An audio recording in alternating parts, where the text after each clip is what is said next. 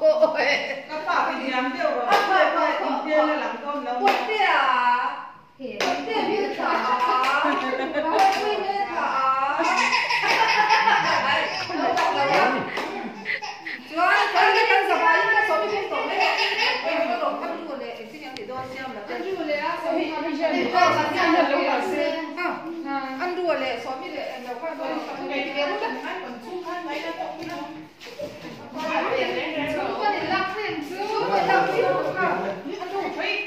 Ok, nó chấm không cỡ đâu.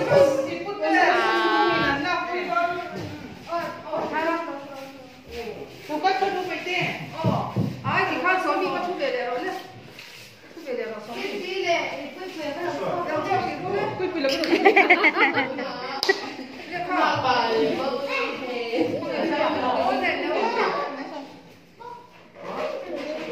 Con đi.